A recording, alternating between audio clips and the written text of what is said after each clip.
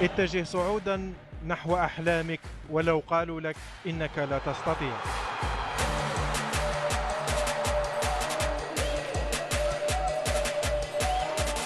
فحتى حين تعاندك الظروف تمسك بأحلامك ولو سقط.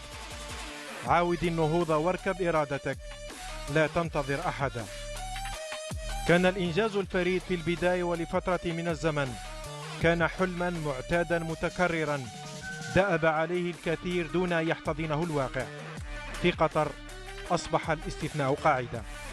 أسود الأطلس كل فرد يقول للثاني: لن تخرج من كأس العالم كما دخلتها.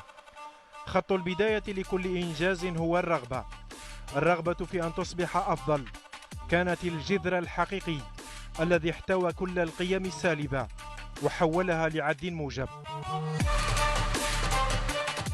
أمام كرواتيا اقتسموا معها رقعة الشطرنج، وحين واجه الأسود بلجيكا أكدوا بالفعل والقول: لا توجد قواعد هنا، نحن فقط نحاول تحقيق شيء ما. انتصرت الإرادة بمستوى كبير من الالتزام، وأمام كندا لم يتوقف الأمر عند أدنى حد ممكن من الإنجاز الرياضي. لقد كانت الصدارة مغربية عربية في مجموعة أفعالك هي من تحدد إنجازاتك. في كل دور ردد أسود الأطلس: لدينا الآن القدرة على تجاوز كل مستويات الإنجاز السابقة.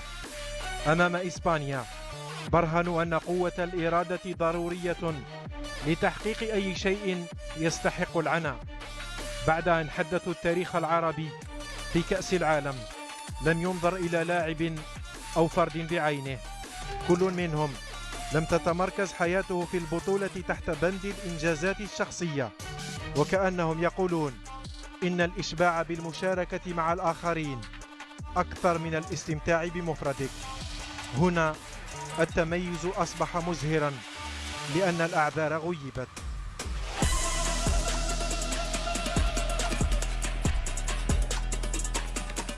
بعد إسبانيا أصبحت متلازمة الانتصار كاملة. في كل مباراة يقال إنه الإنجاز الذي نوشك على تحقيقه.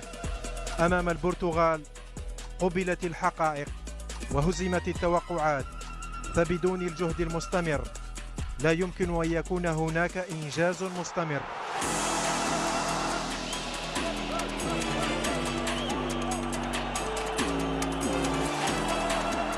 لقد تم الإنجاز غير المسبوق عربيا وإفريقيا تحت بصر الجميع. تحت صوت عربي رفع مداه في قطر ورفعته الأسود درجة أخرى. مربع الكبار صح قولا وتأهلا، والأصوات العربية الصادحة به خلقت سحرا حقيقيا في الحماس، وضح الفرق بين التشجيع والمناصرة. كان وليد الركراكي مرددا كل مرة: سيرتفع مستوى إنجازك ليلبي مستوى هدفك. الكل تعلم منه وخاطب نفسه بالقول: نعم، سأفعل، سأكون، سأستطيع، سأحقق حلمي، سأواظب على النظر إلى أعلى.